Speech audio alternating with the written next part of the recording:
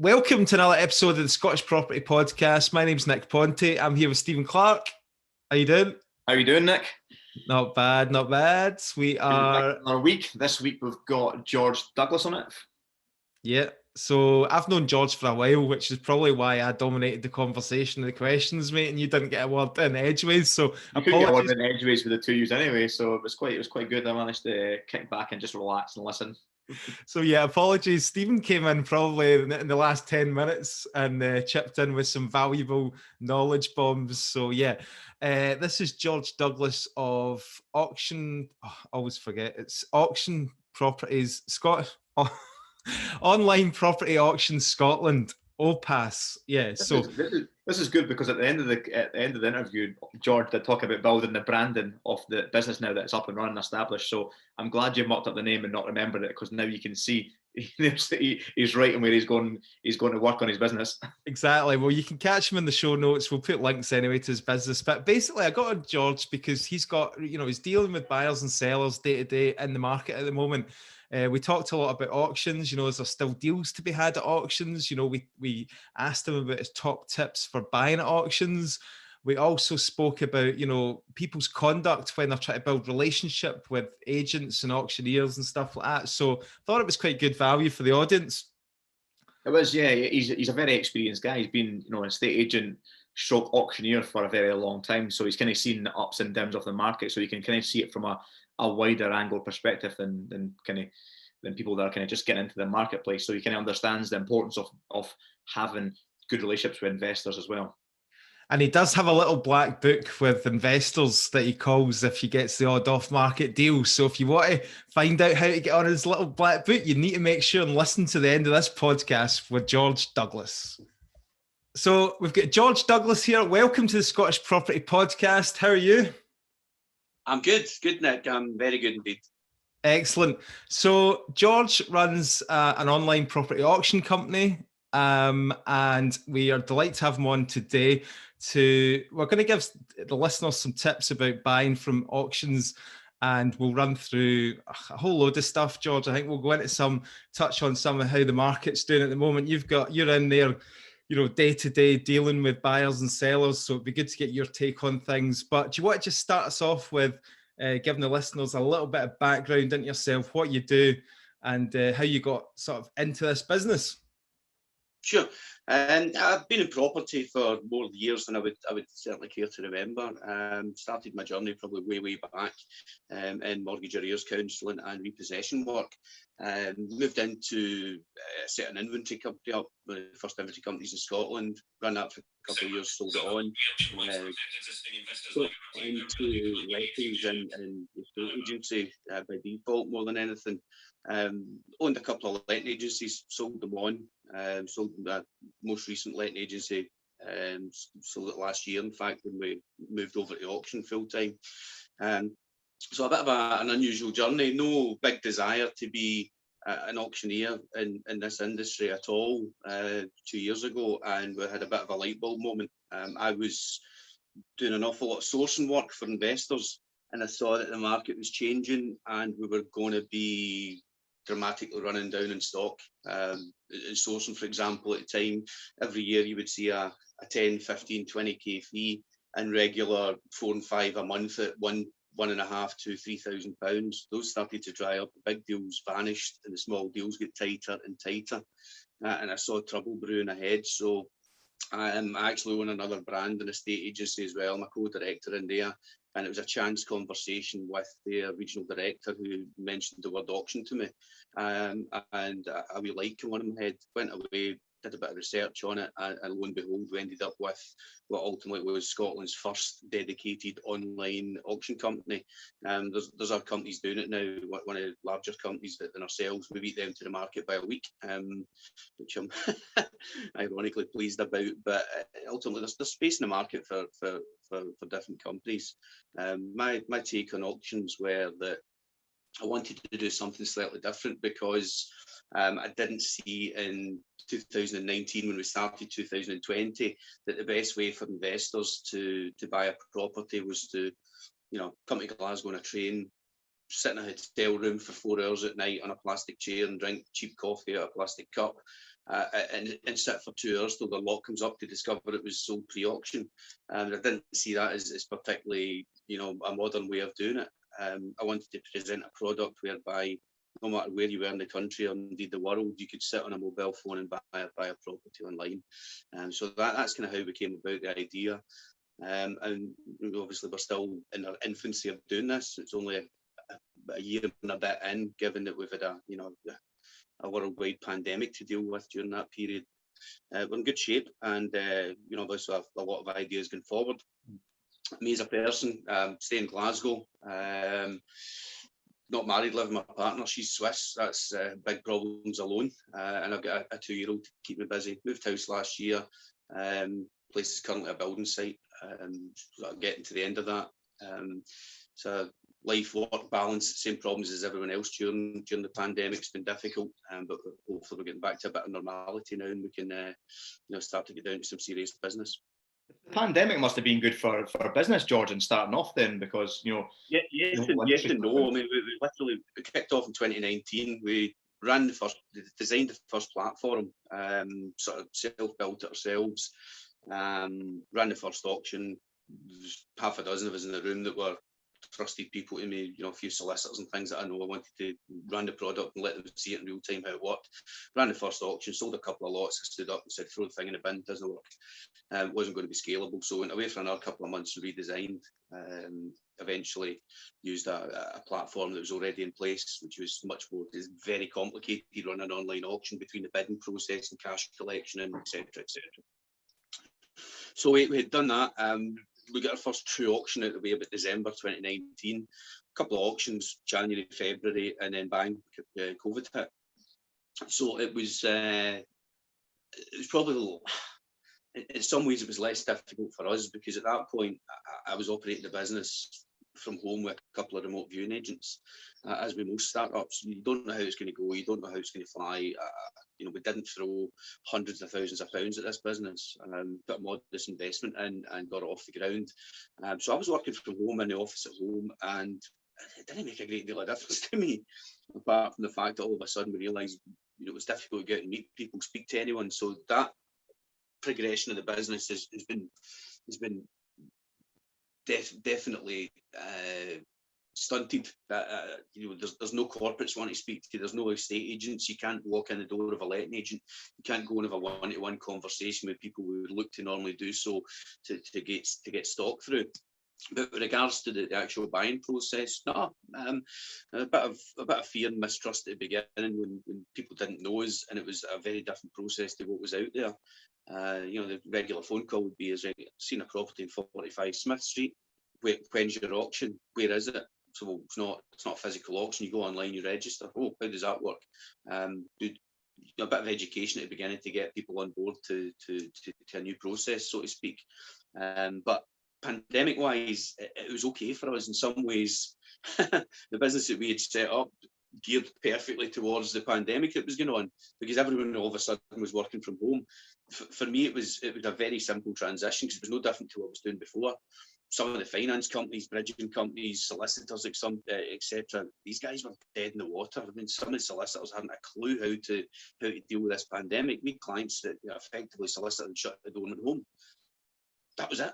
There was no, here's my contact details, this is the office is closed, people in the middle of transactions. So it was horrific from some aspects, but it gave us I think it gave us a degree of credibility, because immediately, we set this up within 2 weeks. One of the other operators in the auction market had set up an online version of what we'd done, including my spelling mistakes. So, it'd been a cut and paste job where someone had set up in the back of what we'd done, which, I took that as, well, okay, somebody likes what we're doing. I guess this might be something. And the fact that another couple of operators entered into the marketplace, it gave me more credibility, because at that point we looked like a bit of a fish out of water. So the fact that, the other operators came on board and they were then had to by default start off online product, and it gave us immediately, there's credibility there. Whether I'm sure there's still a place in the market for online, for ballroom auctions. it's not for me. The only way I would do these is if it was themed auctions, like every second week somebody comes along as Cowboys and Indians or something like that. But with regards to sitting in a room with 60 other people buying property in a live room, not what we set out to do, and I certainly won't be get down that road. So we're happy with the online version, and we'll certainly plough on with that. It'd be interesting to see actually, when that will return in terms of the in the room auctions and what will happen there. Whether those companies that were the traditional in the room auctions, are they going to just kind of stick to mainly online as well? What do you think? Well, the other thing as well, I don't know how that's across the board. I mean, in addition to this, obviously I'm now we're a year or so into this, so I'm taking a step back from the business. We've staffed it up. There's 4 or 5 bit in there now, so the place kind of runs autopilot. I gave a year of my life over to this 24/7. So I'm taking a step back now. I've got other stuff I'm involved in as well. I'm also a semi-professional musician. I'm a drummer, so I can spend a lot of time away from home, etc. And the same thing with that. That's died a death as well. When that ever comes back, I don't know. I don't know the next time I'll play in front of 50 people or 50,000 people, depending what what I'm engaged to do. I don't know when that comes back either. So that's the same for all industry, I would say. Geez, 50,000 people. I didn't realise we were talking to a rock star here, mate. You playing out Hampden, out the stadiums or what? What is tell us your music background just quickly. What's everything from weddings to shows, Aye. New Year's shows and things. All right. You keep that quiet on your Facebook. No, I do. I keep everything quiet on my Facebook. As I said before, there's certain people in here in the property industry that would, go to the opening of an envelope, and that's not that's not how I operate. I prefer to get the head down. I don't do these public speaking events. I'm doing this at the behest of Nick. I've known Nick for a number of years, and I'm happy to do this. But with regards to getting me up at 6:30 for a business meeting, for a business breakfast meeting, not a chance. So in terms of stock, then obviously stock's one of the biggest problems that all agents have got at the moment is finding all the properties to bring on the market. Everybody's scrambling about. You talked a little bit there about the corporates, and I presume by corporates you're meaning kind of asset management companies, the people that deal with repossessions and stuff. Yeah. So there's no repos at the moment anyway, so it's pointless speaking to these people. But the corporates, again, during COVID, they went into panic mode, so nobody's making any sort of decisions. Very often with these people, you get one shot at it. You want to present your case to the right person at the right time.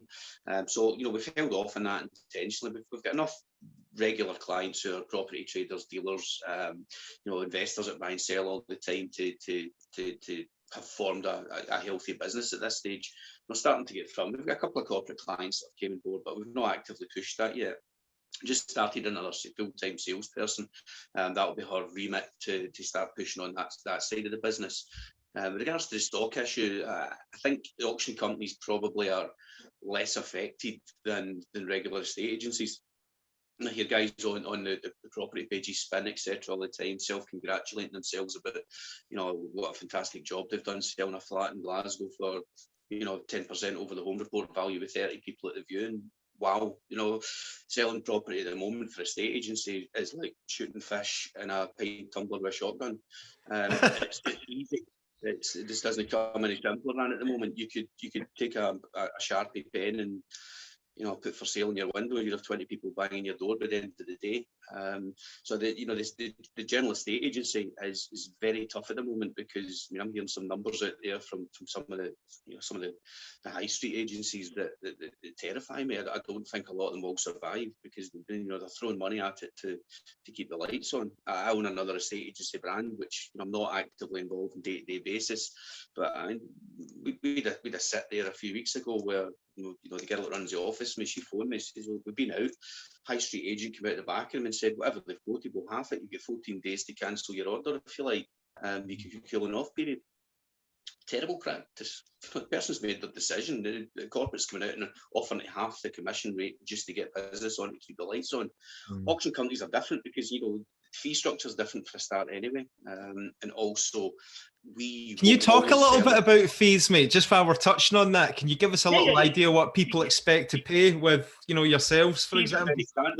We don't take a selling fee. So anybody out there in Nick's virtual podcast world that wants to sell a property, there's no fee. Zero fee at all. No fee if it sells, no fee if it doesn't, no cancellation fee. When we set the business up, HMRC were a bit iffy about companies taking double fees, which auction companies have always traditionally done, many of them. So we set it up, we're going to charge. I thought the fastest way to get from A to Z is got all the letters in the middle. Simple as. So there's no barrier to getting on the market. So maybe salespeople out there pushing and representatives out there, it makes it very easy for them to get somebody to market because there's no barrier, there's no cost. Apart from your home report, which is a legal requirement, obviously, but there's no cost, there's no selling fee. No selling.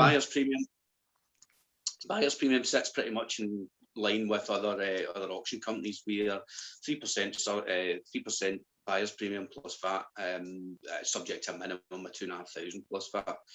Will we negotiating fees? Yeah, we're negotiating fees. I had a deal went through yesterday, it was tight on numbers. Women was, in pretty desperate to get it away. Couldn't make the numbers work. So out of the fee, we gave her £1,000 top up on her sale fee. I don't see too many operators will do that in the market, but I would rather take something out of the deal, have a happy customer, have two happy customers, in fact. I'll get the buyers happy, I'll get the sellers delighted with it. And we've got a reduced fee, but so be it. We live to fight another day. So, if people are desperate in a fix, we'll work to try and help them out if we can. And with your online auction, then, as soon as if you're buying a property through your online auction and you're successful with that bid, you're the successful purchaser. So it's 10%, is it, straight away for the deposit? Yeah, 10% deposit. Yeah, that's standard terms. And again, the biggest problem for me, the one thing I wish people would do is actually look into what they're doing. Well, let's talk about that. What's your kind of top tips then? Like, if you could give us 3 things that you would say to people when they're getting involved looking at auction properties and they're entering into this kind of contract where the sale's got to be completed quickly and all that. Where's where are the ways that people fall down, or gives people some top tips? Well, the tips I would be is, first of all, buy with your head, not your heart. A lot of people get carried away with what they're doing at times. I would say speak to people that know. If you don't know what you're doing yourself, you're not an experienced operator, speak to people. Tie in with a friendly solicitor. There's enough of them on Facebook pages that will help out for a nominal fee to look over a legal pack, etc. We get legal packs in. I'm in the industry and I look at a legal pack and I think, geez, understand the top to the bottom of this at times. So, take advice on it. Phone us.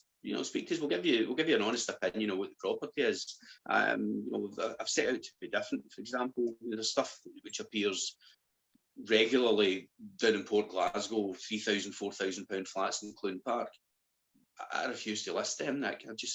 I don't need a fee that badly to list a property that's going to be become somebody's problem. I was going to say, is that a difficult situation to be in your position? Because obviously, right, okay. Because what I was going to say is, obviously, as an auction company, the general perception is that there's a reason why the property is at auction, right? And sometimes that may be because it's not sold on the open market, or there's title issues, or the sellers want a quick sale. So if there is a problem with that property and you kind of know that, and then you've got somebody doing their due diligence, phoning you up and asking the question, is that hard? Is it, you just no, it's not hard at all. We tell them. Right. As is, we would try and avoid listing something with a problem. I've got a client to go and see directly after this who's known to us all. And I had a frank conversation with him yesterday and said, look, this property comes on, I'll describe it as is. There's a liability against it. And I told him yesterday, I'm not listing it and covering the liability. Yeah. That's the way it is, simple as. I don't need a couple of grand that desperately that I'm going to hoodwink the public or be liberal with the truth. Because potentially you're going to get I'm not saying our company do that, but that's historically been the take on auction companies. But the perception of auction companies is that my job is to deliver cheap properties to investors. It's not. My job is to get a maximum return for an investor in a 28-day stroke 56-day period. We've got We're selling stuff on Home Report and 10, 15, 20% above like estate agents, but we're not charging a fee. Mm-hmm. So, you know, the argument that auctions are only filled with substandard properties is wrong. You know, we've got stuff ranging from plots of land last week at £1, right through to I'm looking at a hotel at £750,000 on Thursday. So there's a huge variety of stock there and everything in between. Yeah, there's stuff with problems. Yes, there's stuff looking through that's got structural issues, etc., etc. Now, when you're doing that, my advice is ask questions, speak to us. Speak to people that know. If you don't know what you're doing yourself, do it. If there's doubt, don't buy it. I get astonished that people will buy something and then they'll come back, oh, I didn't know this, I didn't know that. 20 days into a transaction. You know, sellers use auction because it gives them surety of sale. That's the main thing. It gives them pretty much as close as you get to a guaranteed sale. There's still deals that will fall off during that 20-day period, but it pretty much gives you a guaranteed sale. So vendors don't want to hear about a story on 20 days where someone starts coming back asking 20 questions. You're in contract on day one. And my main tip is have the money. You know, there's not a week goes by where we don't take a call from someone. We did a house in the West End in Anniesland a couple of weeks ago. Endless calls about it. People want to buy it in a mortgage, but you can't buy in a mortgage, to the point where people think you're trying to cut them out the deal. So one in particular, I said to them, look, you know, let me explain this very simply to you. This property is going to sell circa 140k. I'm going to take a fee off you, which is 3.5k, and I'm going to take £14,000 as a deposit off you. You're going to attempt to buy this in a mortgage. In my professional opinion, it's going to collapse. I'm going to keep your 14, but the seller is going to keep your £14,500, yeah, and you're going to resell it. You can't do that. That's what I'm telling you before we enter into the process. So when I set this up, I find it very difficult to understand why auction companies had such a bad rap. And I totally see it now, where there's people will stumble blindly into buying something without any preparation at all. And it terrifies me. We try and educate them. I've got all the staff geared up to try and tell people, this is what you need to do. Go away, read your legal pack, have a solicitor look at it. If you want to instruct your own survey on top of that, you're welcome to do that. There's views on every property we've got, apart from stuff that's COVID related with tenancies. And so, you know, you're free to do whatever diligence you want on any of our properties. Mm-hmm. If you want to have a discussion beforehand, if you want to try and buy it pre-auction, all of these options are available. What I can't stop is somebody coming onto an online auction platform that I operate, registering their details and buying a property. It astounds me that we run auctions on a Thursday every second week. It astounds me when you look at buyers, we think, who's bought that? And it says, oh, it's Nick Smith's bought it. You go, who's Nick Smith? You check your viewings register. He's never viewed it. He's registered his details. He's not downloaded the legal pack. And then you just think, oh my God, here we go again. Has this guy done any diligence on this? Yeah. And obviously, you know, it's not really your job to then pick up the phone and start educating people. You know, that's not at that point. He's in contract now. He's in contract. My vendor at that point, whether that's a Lloyd's TSB or a private client, they expect to see that sale executed. Yeah. That's their job as auctioneers. The hammer, so to speak, the hammer's down, or the virtual hammer is down. He's in contract to buy that within 28 days. And that just astonishes me that people are so naive.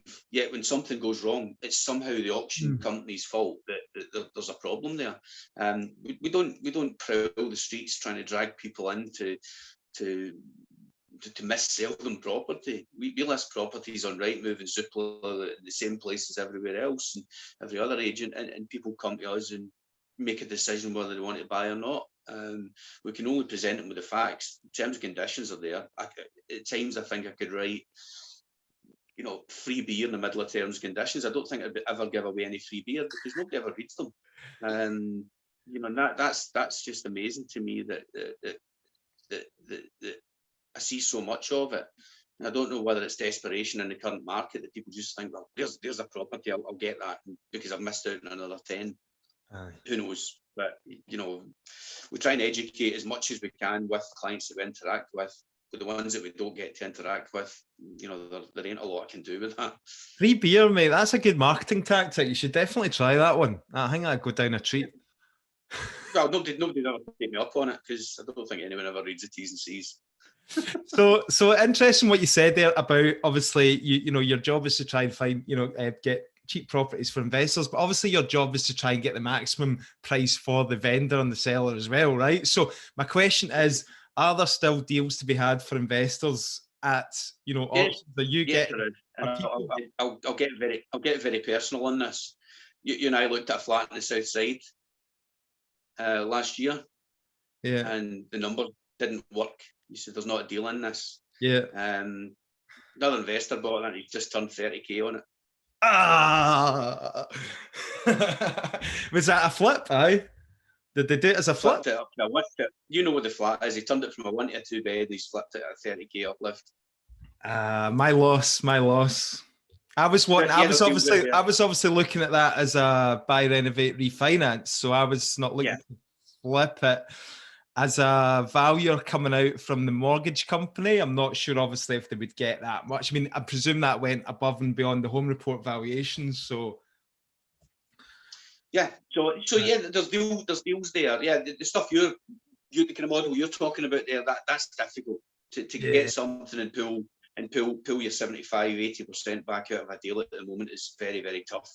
You just you just wanted to rub you just really wanted to rub that in there, mate. But thanks for letting me know about that. That's the first time I heard about that. So cheers. But I'll rebalance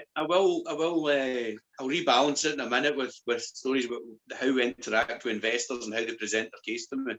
But so I'll bring you back in. But yeah, getting deals undoubtedly harder. It's definitely tough. In some ways, that's always been that way. If the market's depressed and you can get stuff cheap, it's still hard to exit. If the market's high and you've got to buy stuff expensive, it's hard to get the property. It's easy to exit, but one way or another, there's not the perfect storm to buy properties at £50,000 and sell them for £100,000 4 weeks later. That's always been tough, and you need to be experienced, and you need to know. You need to see an angle on it. It's the shrewd guys that I see operating that way for deals. They know what they're doing. You know, for the casual investor, we'll take 20 calls a week for people.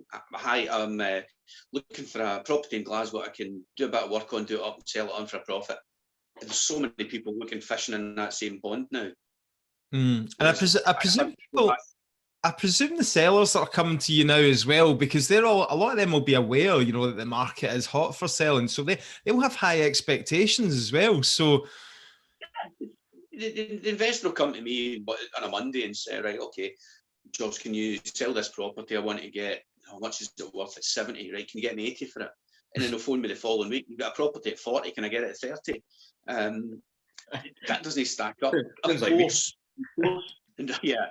Every day, and of course, investors are savvy. Most people know the value of what they've got there, and we've got a wee bit of leeway there because we're not charging them a fee, so we can sometimes be enough. Ideally, in auction, what we're looking for is a bit of discount. The more discount, the better. I mean, if we've got stuff that's valued at 90,000, we're selling it at 30. We'd be selling them 8 days a week. If we get something at 90 and we can get it valued at 80 or 70 or 75 or 85 or whatever, in the current market, there's probably still enough margin in it for someone to take a turn. You need to bear in mind, there's an awful lot of money coming in from overseas just now, particularly Hong Kong, etc. So you're up against some tight competition where people are buying on home report value or above, even through auction. Yeah, just for a yield. So that makes it very... it makes on a yield, yeah. So it makes it very tough to they're buying a lifestyle as well. In some occasions, they come over to buy a couple of flats in a business. So the price is one, they don't necessarily understand the market that well, so they just buy because they need to. So it makes it difficult for the regular investor based in Glasgow, Scotland, or wherever else in Scotland, to pick up deals. Clearly there's less stock in the market, which means there's less stock in the auction market as well, because it's stuff, who's going to come to auction if you can sell through Slater Blog or Countrywide or something and maximise your return on the open market? Nobody's going to sell through auction. It doesn't make any sense, albeit we might approach a similar figure to them on certain properties. We're okay because, as I said, the corporate agents and the high street guys, they're screaming for stock at the moment. It's A, self-congratulation about what they've sold, but B, absolute panic stations if we get the next one in to sell.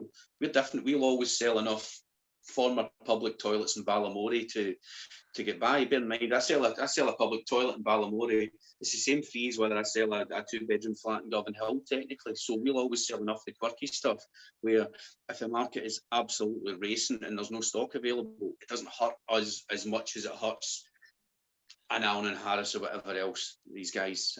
What's the weirdest property you've had through the auction? I mean, you're talking about a toilet there or something. Is that actually, is that a piss take or is that real life? No, that was real. It was in Tarbert. It wasn't in Balamory, obviously. It was a public toilet in Tarbert. Everything that you get strangest stuff through, basements. We get something up in Stirling and now we're selling a staircase. Part of a bigger thing, but it's a staircase. Access to a building, bit of a ransom staircase type thing, ransom strip. Stuff comes through, and you've had a few churches lately, haven't you? Churches and we get a few churches. Churches do okay. We did a church up in Perth, Son Stanley. Girl bought it. She's turned into a 5-6 bedroom house. You think, wow, that's crazy. Why would you go to that expense of doing that? And then you think, okay, she buys a church. I think it was circa 45, 50k, something like that. So not a lot of money in today's terms. And even if she spends £400,000 on it, she's going to have herself a 5, 6, 7 bedroom house with a jacuzzi suite and whatever else in it. Go down to Newton Mearns, you're buying a 4-bedroom box for that these days. So I can see the merit in doing that as well if you're going to build your forever home. Churches, depending where they are, do quite well. Some of the issues with churches can be is that they don't come with grounds because they're surrounded by graveyards historically.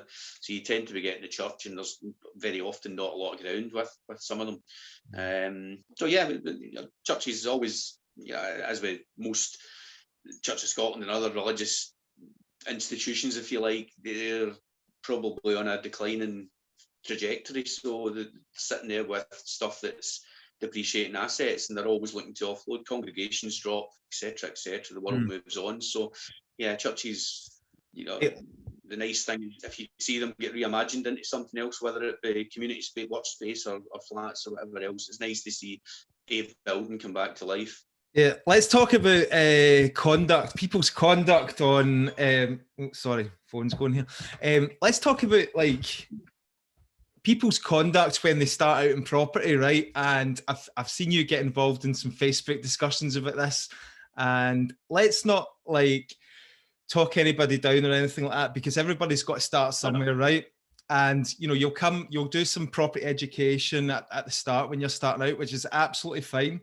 And then you'll go out into the big bad world and start getting your first property, phone up the auction companies, go and do viewings, try to establish relationships with estate agents. Where do you find kind of people fall down there? And I've heard you talk about situations where you're just kind of quite kind of taken aback at people's attitudes sometimes. Can you give us any examples of what not to do to try and build relationships? Yeah. What not to do? Okay. Just at the start of COVID, when we were still doing open viewings, don't attend an open viewing in front of 9 or 10 people and spend the next 15 minutes rubbishing the property, talking about walls falling down and undergrounds underneath it and subsidence and damp rot and the roof falling in, and then half an hour later phone me and offer 50 pence in the pound. Because ultimately what happens is I've got a magic button that I can press that you don't ever get to buy anything from me. I can't stand bullshitters, I can't stand liars and people that will try and cheat their way into a deal. Be honest, be open. So we've already probably got about half a dozen people that will never buy anything from me. Just won't. I'm quite principled that way. They're not buying anything off my company. Simple as. The opposite of that, the way to present the case is go back to, I'm going to blow your own trumpet here this time, Nick. When the first deal you purchased off me, you presented a fully costed fact find and a presentation outlining who you were, what your position was, your method of funding, how you saw the deal on finance, what you were planning to do with it. That for me is fantastic. This isn't a boys club show. This is what Nick presented to me. Now, if you're trying to get, not even auction companies, if you're trying to get in with estate agents, you need to remember that every single estate agent gets a dozen walk-ins a week from people telling the same story. You've got a property in the window, you've got 5 properties in the window, you've got one there, you've listed today. Can you offer, it's on at £90,000, can you offer the vendor 60? No. No. And that's with free beer and donuts as well. Beer and donuts, right? So that doesn't work. You've got to form a relationship. You've got to put some credibility in. There's sourcers and people out there that are approaching agents and auction companies to do that. And really honest, they don't even have the money. They're then trying to redistribute the deal elsewhere. So try to secure a deal without funding. To the extent of when I was in a estate agency, I wouldn't present a deal unless we had, somebody came to me a deal. I said, okay, proof of funding. I want proof of funding. I don't need to give you that. Well, tough. I'm not presenting your offer then. There's a misconception there that estate agents and auction companies have to present an offer to the vendor. That's not factually correct. They only have to do that unless they have a mandate from their vendor not to pass any offers on below a certain amount. Now, in this industry, it's absolute Groundhog Day for people. If something on at 50k, we take 35. We take 35 every single day of the week. And people don't get it, that you're highly unlikely to succeed in this current market with that approach. You need to be a bit smarter, a bit more clever than that. You need to form a relationship with the auctioneer or the estate agency to prove your credibility for a start. Because if something comes in and you need a fast out, we get stuff in auction where people come to us and they'll say, I'm not going to go down this road, but as an auctioneer, I don't buy property. Right? It's something that's a bugbear for certain people in this industry, that the auction companies have historically bought and sold property as well. I'm not actively involved in the property market. Bought 2 properties last year as buy to let. Didn't buy them I bought them on the market, just from estate agents. But we regularly get people come to us and say, well, I need an out. I need to, my dog needs a new hip or something like that, and I need to sell this flat instantly. So they don't want to wait the 28 days. They don't want to go through the whole process. They don't want to put a home report in place. So we will get, occasionally people come to us and say, need an out on this. Now, if I've got a regular collection of people that I know are proven in a position to complete, we'll work with these people. There's a deal here that's not going to go to the room. It's going to be available pre-auction, but ultimately here's the price. There's no negotiation on it. This is what I need, and this will be the fee on it. And I need it to complete in 14, 21 days, whatever it happens to be.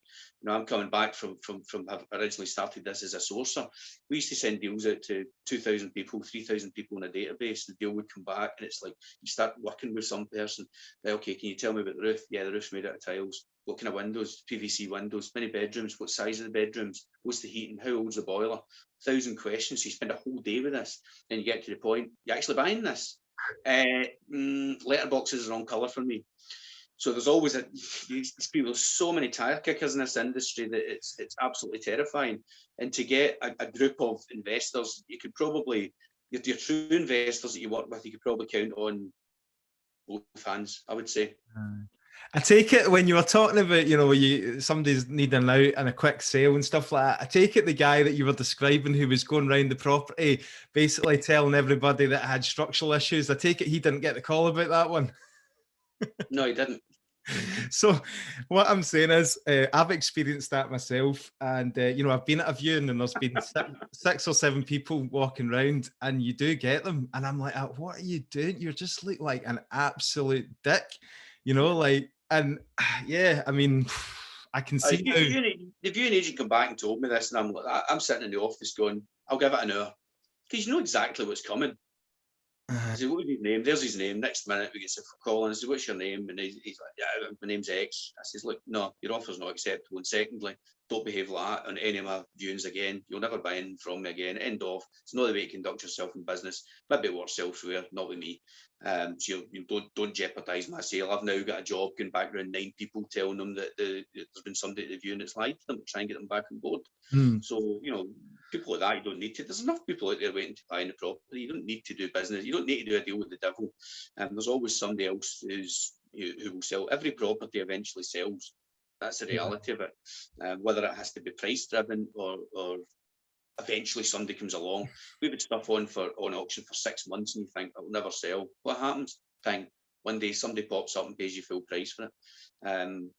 There's another one that I've seen you get involved in on Facebook, and it was to do with taking offers to the clients. So somebody argued that every offer should be taken That's to the what I client. touched on that a minute ago. You don't need to. You've got a mandate from the client saying property's on at 50. I don't want to hear offers below 45.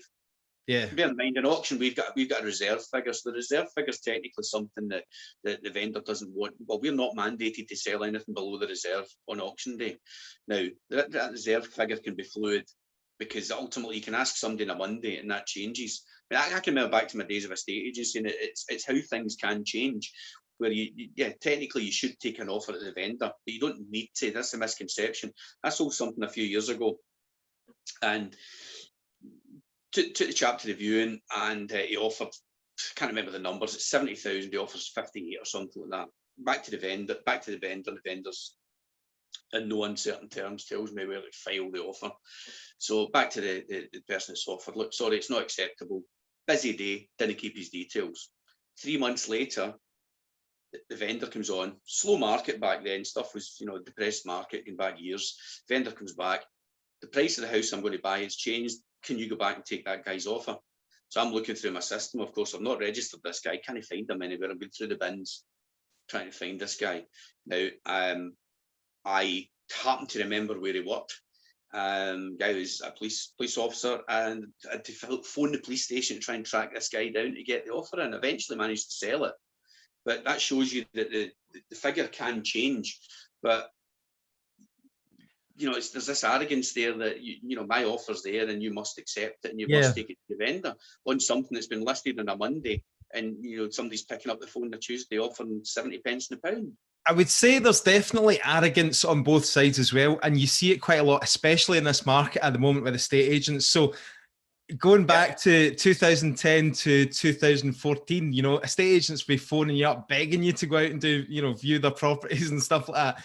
Now how it's changed, you phone up, you're an inconvenience to a lot of people. Yeah. I can remember when I was dealing in property years ago. I had a portfolio when I was married before, and marriage tends to wipe that out. But I can remember I stayed down in Loch Lomond at the time. I can remember a certain estate agency used to be part of GSPC. They'd phone me on a Friday and say, "We've got four repossessions here. Which one do you want?" And it was that simple. You're right, totally flipped in its head now, and I can understand why agents get infuriated with it, because unless you're sitting there in that office and you're taking that groundhog call 4 or 5 times a day with the same story, that becomes difficult, and your vendor doesn't want to hear that, because the vendor then questions the agent's ability. What bothers me really in auction is people will offer first, and then you've got a property on 50,000, we take 46. Yeah, in principle we'll take 46. Okay. Okay, can I go view it? Well, that's not an offer. An offer in auction terms is, okay, you want to offer, right? Okay, 46. I need my fee and I need 4,600 delivered to me today. So what people are trying to do is ring fence deals. They're trying to secure a deal and then trying to backfill it with finance or whatever, or trying to find a third party joint venture with them, or piggyback on, or sell the deal on to someone else. So there's a lot going on. I can understand why agents are reticent to accept offers from people without knowing them or credibility, or in your case a costed analysis of what they're going to do. I think that's the same. Stephen, what do you reckon, mate, when you're putting in these lower offers? What's the kind of secret to? Yeah, you have to know your market and know your place right now. And like George touched on, you'd be stupid to just phone up with fucking lowball offers every other day of the week, thinking that you're going to get one. Someone's going to say yes in this market. What kind of concerns me the most is I remember back in 2007, 2008 when the market crashed, it happened. What's happening right now? Agents didn't really have to do nothing. Like you say, you put a property on the market, you're going to get 20 phone calls. You can handwrite a sign with a Sharpie. You're going to get phone calls. You're going to sell it. But when the market changes, what I'm going to find really interesting is the ones that have came through recently as estate agents. Are they going to be able to adapt and actually learn how to actually sell houses again? Because most of them back then didn't, and houses just sat on the market. And like you said, Nick, they were just phoning you constantly, trying to get you out to view properties, and eventually trying to get you to view properties and do business. And that's when you manage to build up relationships. But they don't. I mean, the market now in estate agency, again, the model is changing. I mean, way back years ago, I used to be involved in one of the sort of franchise companies. We used to sell franchises out, and that model didn't work particularly well in Scotland because of the low property value ratio compared to likes of England or America, where these things originated from. You've now got some other companies coming into the market now where they're operating with estate agents under umbrella brands. It means it's effectively free to set yourself up as an estate agent. Like everything else will be good and bad in it. But you're right. I mean, I don't know how easy it's going to be for somebody who, last week was a lollipop woman and this week's an estate agent, to adapt into the market, to understand the trends and the changes in it. As I say, at the moment, anybody can be an estate agent. It's not a difficult job just now. List a property, sell it. Back office and most of these things, I've got an admin section that are dealing with the paperwork side of it. It was interesting you were touching there, George, though, as well, like about relationships with investors, and even now you still kind of get the calls where you need to rely on your handful of investors that will complete and are true to their word and are credible and can push through. Because what I'm finding as well, when you're speaking to some kind of inexperienced estate agents, because I've not seen that opposite side of the market, they've only been in the game 3 or 4 years, they're like, why the fuck would I even take your offer to the client like below or whatever you're trying to get to them, and thinking, no, you're not experienced enough to see where the market changes and build a relationship up and get to know investors and get to know people that are credible, that are actually going to keep. It's just gold dust. I mean, again, a black book full of investors to go to. As I say, when we get something in, I've got my black book if something comes in. We're not deliberately not putting stuff through auction, but some people come in desperation, as I said, but they don't want to go through the process and wait 28 days, or it's more than 20. It's 28 days to completion from sale, but it could be 2 months even in auction from getting an instruction. Some people don't want to wait that long. They want the money in the bank in 2 weeks. That's where you almost put your unofficial. I know sourcing is regulated now, but if somebody comes to you with a deal, effectively you're not putting the deal out there. You're introducing the deal to regular investors that you have. It's not a regulated product. Absolutely. Public.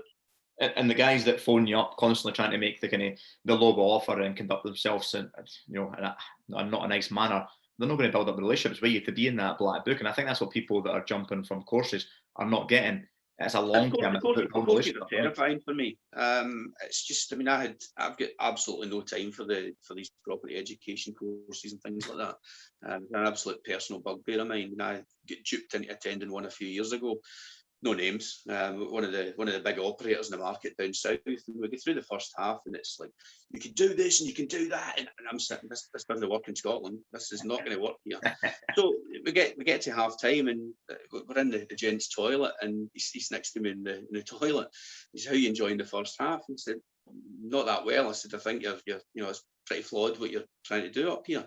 And he took real offence at this, and he started, I've got 500 flats and a yacht and an island and a helicopter pad and blah, blah, blah.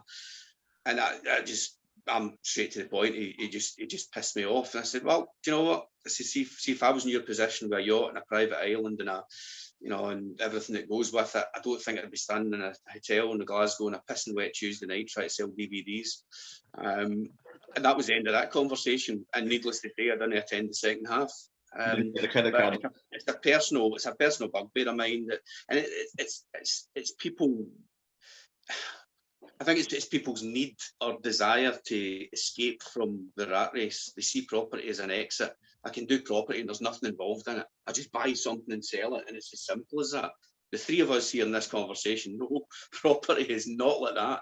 It's an absolute ball ache and a headache at times. You'll go to do a refurb, all of a sudden you'll take a wall down, it'll cost you $4,000 one way or another. You got your whole house replastered, whatever it happens to be, rewired, damp, million excuses and reasons why your budget gets blown out the window. So it's not the easy ride people think it is. There's people desperate to escape their route that they're on and become property millionaires. And you can understand when these courses are selling that dream to people. It's a very, very slick, well trodden path that they're on. That's cut and paste, and it sells people a dream, but it's ultimately magic beans. It's magic beans for thousands and thousands of pounds, and I hate it. I hate seeing people. Or it's do the actual work. That's what the people that will spend the money on the courses don't actually go out and do the fucking work at the back end. They think, oh, it's going to be easy. They take a few knocks, and they don't realise they have to keep persisting through these knocks for years to get any kind of success. Yeah, it's you know, as I said, I've got a conversation with a very experienced investor yesterday, and it's one of his early flats that he bought, and I had to say to him, look, he's been mulling this thing over for about 8 months. What do I do with it? It's, you know, it's problems, get this, it's get that. And I said, look, get rid of it. Move on. It's one of your early ones. You made a mistake. You're doing well as you are. It's toxic. Get rid of it. Move on. Don't make the same mistake again. Just shift it. Move on. Concentrate on making money. Don't get dragged down by this lead weight that you've got lying in bed at night worrying about a property that's hemorrhaging money for you. Sell it. Release the capital out of it. Go and allow that capital to go and make some money elsewhere. Whether that's in property or Bitcoin or whatever else everyone's into these days, but you know, go and make it work for you. Don't sit with cash tied up in a dead deal. But you know, you're right. It is about relationships. It's definitely not easy anyway, that's for sure. And you know, even just starting the podcast with Stephen, I mean, the amount that I've learned over the last 18 months. I mean, simple things like I always remember talking to Stephen about, you know, doing your figures, doing your sums on a deal, and you know, things that I wasn't putting in. Like I wasn't putting in like a 10% maintenance contingency over the course of the year if the boiler goes or something like that. You know, I was just putting the top line figures and thinking, oh yeah, there's a good deal. But there's all the wee things that you just don't think, and you pick these things up along the road as well. But yeah, I mean, it's a complete evolution and learning, constantly evolving, isn't it? I've got a new contingency for you, Nick. It's called the Aberdeen contingency. Put another fucking 25% on top of your cash flow that gets wiped out with your tenants moving out every few weeks as well. Aberdeen's it's a market. We've got some stuff in Aberdeen at the moment, and it baffles me. You know, it's got its own micro climate up there with regards to property. It terrifies me up there. You might be having a word with George with your Aberdeen flip. Maybe get that in the auction, mate. Is that selling? What's happening with it? I was actually going to ask you that, George. Is that a lot of stock that you get on the market as tired landlords or investors that have maybe got stock that have been in their portfolio for years? Yeah, I think a lot of landlords coming to the market now because of the punitive legislation coming into lettings now. You know, back 10 years ago, you would hand your letting agent a set of keys and that was it, off you go. You've now got ABC, CDE, EPCs, EICR, PATs, all good stuff, right enough. You know, I think the days of presenting substandard properties are gone. But if you look at landlords now, EPCs heading towards D and then C. If you're in a standard tenement, a traditional sandstone tenement, to get the earnest performance rating up to be compliant on that, that's a big spend. Do you know? You know, that's going to be a huge thing, by the way, coming up. I don't think people realise how big that's going to be. It's something we need to do in the podcast. Yeah, massive. And across the board, you've got landlords just go, do you know what, by the time I strip out my costs, the tax implication these days as well, by the time all that stuff is stripped out, the margin and the return on it isn't great. If you're getting some capital growth, yeah, fine. But there's people that are in that for a cash flow just saying, do you know what, I'm just diminishing every year. I'm going to put my money into something else. A lot of guys moving from resi to commercial at the moment as well. You know, commercials, it's a handstand compared to residential lettings. Commercial's very easy if you pick the right thing. You know, a lot of people going over to lock up garages, for example. That's decent return on those kind of things. Cool. Well, let's end on a positive note. Where can people get into your black book then, George? Like, if they want to reach out to you, get in. Where can they get you? Gold bars. Not gold bars. Gold bars, the biscuits. As I would say, anybody wants to have a chat, doors are always open for a chat. I mean, fortunately now, you know, I've in the last year, I've built this year and a bit. I've built this business from scratch. I want to try and get some time away from it now and start actually building the brand a wee bit. Maybe do a bit more of this kind of stuff. I'm actually going out and meeting people. That's the part I quite enjoy. As you probably guessed today, I'm not short of words at times when you get me going, but I'm not there at every opportunity and every property event. To be honest, I spend my whole day talking about property. The last thing I want to do at night is come in and talk about property. At 7 o'clock at night, and so I want to do a bit more of this and get and meet people. So yeah, always available for a meet up and a chat, whether that's selling or buying. There's like try and push your brand a wee bit now, and now that I'm hands off and get staff in there running it, I can go out and actually do a bit of brand building. Brilliant. Well, we'll put all your links and that in the show notes where people can get you, your email address and stuff like that. And yeah, thanks for being honest, mate. I always like seeing your posts because you're very direct. You say what you think. There's no bullshit. And that's what we like in the Scottish Property Podcast. So thanks again. Brilliant, George. Thanks for joining us. Thank you. So hope you guys enjoyed that interview with George. As always, Stephen, where can the audience reach us? So we're mostly on Instagram, myself and Nick, but you can reach us on Instagram, Facebook, and LinkedIn. And if you're not a part of the Scottish Property Podcast community page, jump on there. The group has grown at a decent rate. There's a lot of content and people sharing some good stuff on there. I like the screenshots on Instagram as well. I always love it when people tag us and we get the wee screenshot of the podcast I listen to. I always retweet it, repost it out. And it's just funny, like we had Trishy Cooks on the way up to Aberdeen there. She was using the podcast to keep herself awake on the long drive from Glasgow up to Aberdeen. So shout out to her. Yeah, absolutely. I do. I reshare them as well. Thanks very much for that, guys. Great stuff. Look forward to speaking to you again next week. Bye for now.